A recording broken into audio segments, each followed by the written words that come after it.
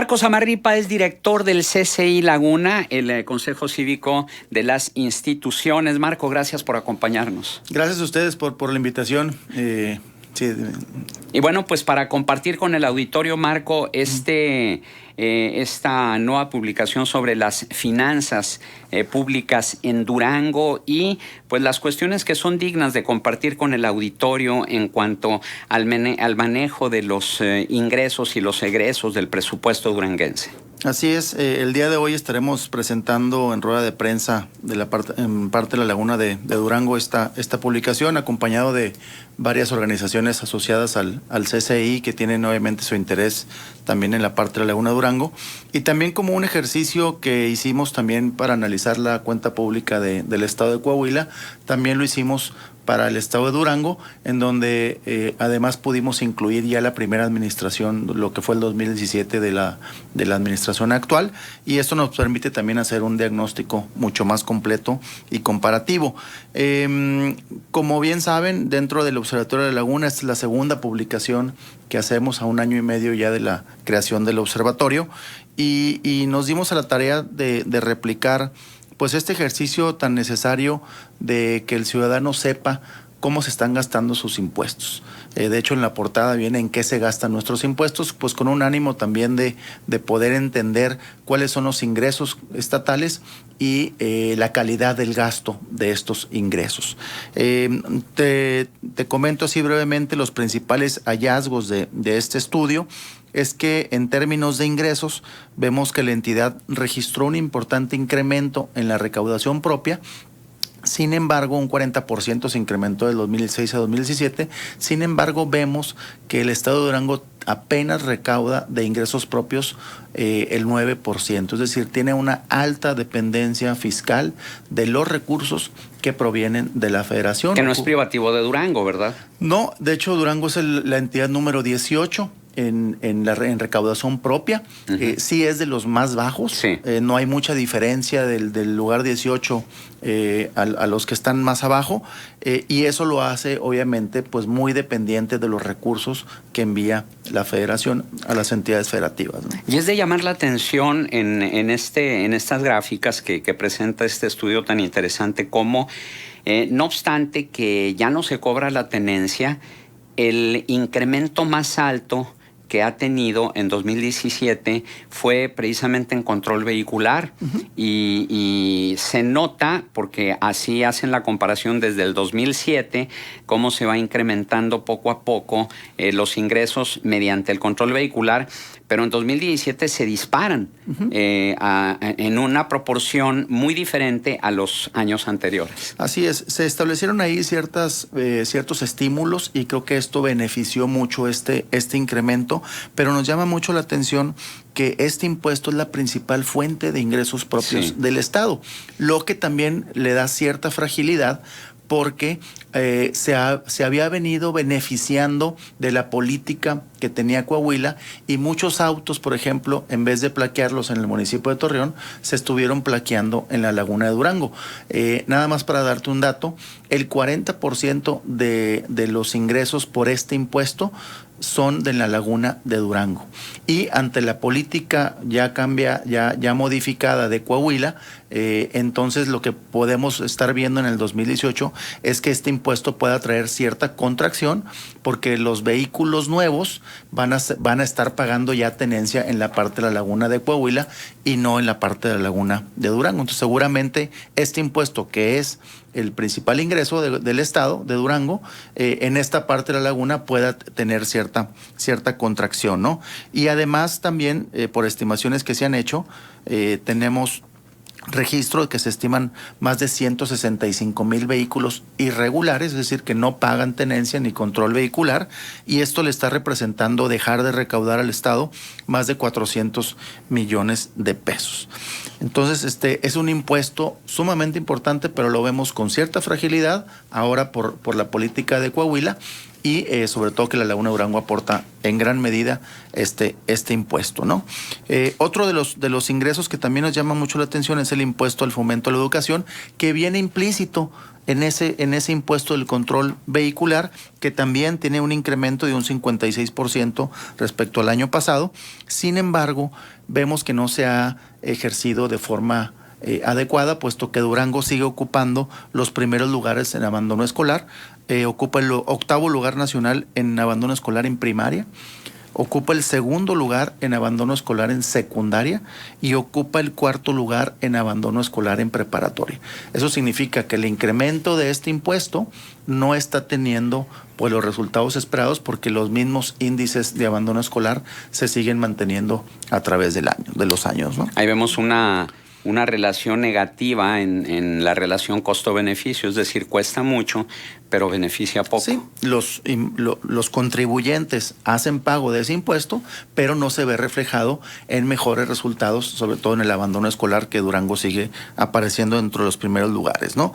De los ingresos, creo que eso es lo más destacable. En la parte del gasto, en la calidad del gasto, que obviamente... Perdón, antes de que pases a lo del gasto, sí me gustaría que comentaras sobre el impuesto sobre nómina. Se paga en el estado de Durango, y ahí hay una crítica que han hecho los empresarios, porque a diferencia de Coahuila, aquí la condición para pagar el impuesto sobre nóminas aquí en Coahuila fue de que el dinero se invirtiera aquí en la misma comarca lagunera. En el caso de Durango no es así. Todo el impuesto va, digamos, una licuadora, y ahí se va repartiendo, y evidentemente la Laguna de Durango es una de las principales generadoras de este impuesto, pero no recibe a la par de lo que aporta. Exactamente. Vemos en ese sentido, Juan, un incremento en el empleo formal. De hecho, ahí esa gráfica que tú estás viendo habla que el empleo formal se ha estado incrementando. Sin embargo, el impuesto sobre nómina como porcentaje de los ingresos totales ha ido disminuyendo, cosa que nos parece un tanto... contradictorio, pues, contradictoria, ¿no? Porque en la medida que tú incrementas tu empleo formal, la formalidad, pues se tendría que estar viendo un incremento en el impuesto sobre nómina, cosa que no es así. Apenas el impuesto sobre nómina le representa el 10% al gobierno del estado como ingresos, a diferencia de Coahuila, que el impuesto sobre nómina es el principal impuesto que genera recaudación propia en Coahuila. Entonces, pero sí nos preocupa mucho esa parte, sí. Y muchas veces en muchas de las gráficas no encontramos qué factor es el que está haciendo que se contradigan ciertos factores que estamos ahí viendo en esa gráfica. Pero además, en estas gráficas es muy interesante porque, de hecho, 2017 es el año en que es un menor porcentaje del impuesto sobre nóminas con relación a los ingresos totales, porque si bien en el 2004 era el 14%, es decir, 4 puntos porcentuales arriba que 2017, en 2010 llegó a su nivel más alto con el 19%, y 7 años después se reduce del 19 al 7%, al 10%,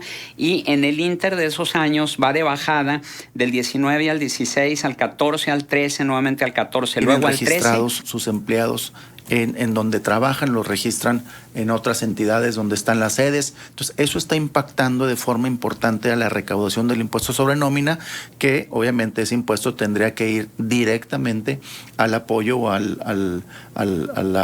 obras de infraestructura, ¿no? Principalmente, ¿no? Entonces, eso en cuanto a los ingresos, sí, creo que es lo más destacable. La parte de la calidad del gasto, que ahí sí tenemos muchas observaciones. El gasto en nómina, por ejemplo, alcanzó 11,255 millones. Casi 3 de cada 10 pesos que gastó el Estado se fueron a nómina. Y Durango ocupa el segundo lugar como la entidad con más funcionarios públicos por cada 1,000 habitantes. Obviamente esto hace que esa pesada carga fiscal pues le esté impactando de forma negativa al desarrollo también del Estado, ¿no? ¿Contabilizaron cuántos? O sea, ¿cuántos funcionarios están integrados al gobierno? Sí, por ahí viene en la gráfica. Durango ocupa el segundo lugar. Obviamente, lo que estamos viendo también es que además el incremento en las plazas siguió prácticamente igual. Entonces esto nos indica también que pues es una pesada carga la nómina estatal. Y dentro de esa nómina estatal, lo que más nos preocupa es que el 84% se va al pago de la Secretaría de Educación. De toda la nómina, de toda la nómina estatal, el 84% lo absorbe la nómina educativa. Que es similar a Coahuila también, porque se hacen cargo del pago de los maestros. Exactamente. Sin embargo, ahí vemos un incremento que resulta preocupante de 2010 a 2011, en donde casi se cuatriplica el gasto en la nómina educativa. Y no tenemos una explicación lógica de por qué se da este incremento. Recordemos en tiempos de Ernesto Zedillo, en donde se liberó y ya cada entidad empieza a pagar la nómina a los maestros, pero eso se vio reflejado en el 94, 95, 96, por aquellos años, no en el 2010 ni en el 2011. De hecho, Durango es el único estado que tiene este incremento, que insisto, casi 4 veces creció la nómina educativa y no encontramos una razón de ser. Lo que sí está muy claro es que en el censo educativo que realizó el INEGI en el 2014, que fue el más actual, encontró que en Durango fue la entidad con más escuelas no localizadas en todo el país. Son 148 escuelas que no fueron localizadas en ese censo. Prácticamente 1 de cada 3 escuelas de Durango no fueron localizadas. Y cuando tú ves un incremento en la nómina educativa, pues obviamente te llama mucho la atención. Sí, pero como dice Juan, ¿qué quiere decir que no las localizan? No, hicieron un censo. Obviamente hay una lista de esas escuelas y en los censos fueron y buscaron las escuelas y no las encontraron. ¿Y las fueron y las buscaron hasta los lugares más recónditos? Hasta los lugares. Obviamente Durango es un estado muy extenso y bueno, también hay otros estados en el sur que tienen esta misma complejidad y Durango fue la entidad con mayor escuelas que no pudieron ser localizadas. Es decir, la escuela no existe, pero sí se le dieron recursos. Pero sí se le dieron recursos, exactamente. Lo que abre la puerta a un desvío, ¿no? Entonces, cuando ves la nómina tan abultada que representa el 84% de toda la nómina estatal, pues obviamente te empiezas a cuestionar el uso de esa nómina. ¿Y se sabe desde cuándo vienen operando así estas escuelas? No tenemos el dato, Marcela, pero sí, este censo se hizo en el 2014, que hizo la SEP junto con el INEGI y sí identificó este dato en particular. ¿Y las escuelas que no se localizan son del área urbana o del área rural? En gran mayoría son del área rural. En gran mayoría. Sí. Oye, estaba viendo, y nada más como para aportar algo más de lo que contiene este brochure de lo que significa, en qué se gastan nuestros impuestos. Por cada 10 pesos que se gastan, solo 40 centavos se destina a obra pública. Obra pública. En cambio, por cada 10 pesos que se gastan, 3 son para el pago de la nómina estatal. Fíjate la diferencia. Así es. Y hoy vemos que obviamente Durango tiene apenas aporta el 0.9% del PIB nacional. Es un estado que realmente no le aporta nada a la riqueza del país. Y entonces pues eso nos hace cuestionar también el manejo eficiente de los recursos en aquellos rubros que son tan necesarios para poder atraer inversión extranjera directa, que es de los estados que menos inversión extranjera directa a nivel nacional viene reflejándose en Durango. Esto que comentas, Marcela, también nos preocupa muchísimo. La inversión pública ha venido en caída.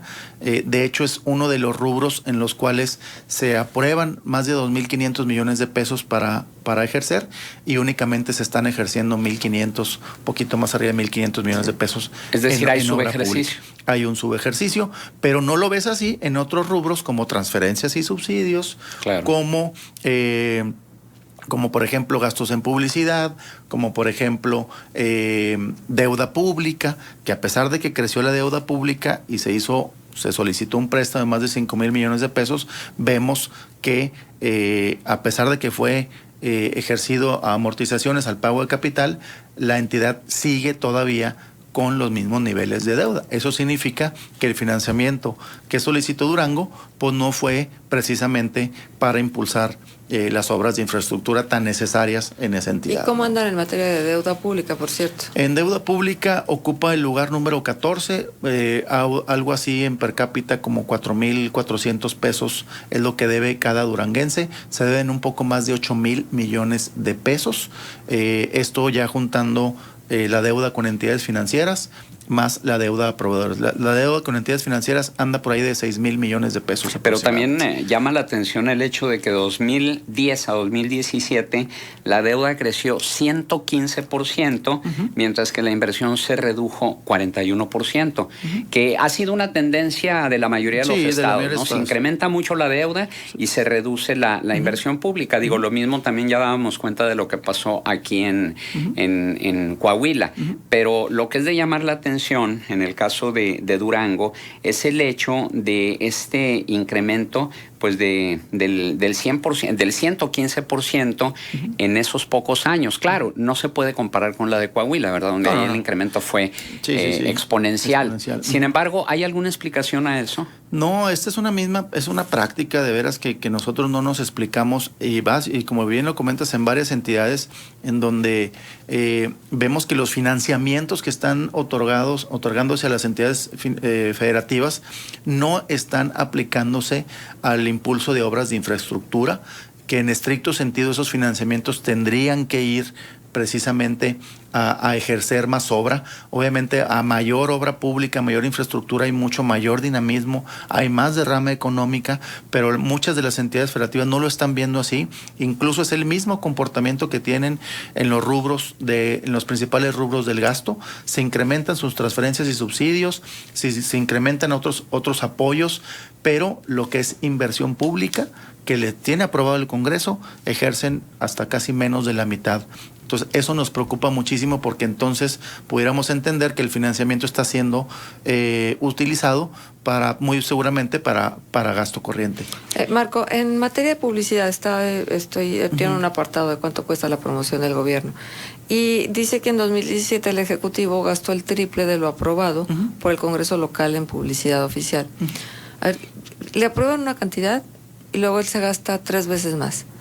¿Cómo? Y si te fijas, hubo una disminución en el presupuesto, bajó considerablemente. Bueno, es una política restrictiva, etcétera, austeridad, pero ¿de qué sirve? No sirve absolutamente de nada, puesto que te bajas tu presupuesto, pero sigues ejerciendo 2 o hasta 3 veces más de lo que te aprueba el Congreso. Es decir, vemos también aquí una indisciplina presupuestaria en el estado de Durango, así como lo hemos visto en el estado de Coahuila y en muchas otras entidades. Es decir, no hay una disciplina de solamente ejercer aquello que está aprobado, principalmente en esos rubros que son, pues en gran medida esas transferencias, esos subsidios, esos apoyos, que muchos de ellos pues son opacos y no hay mucha transparencia en el uso de ellos, ¿no?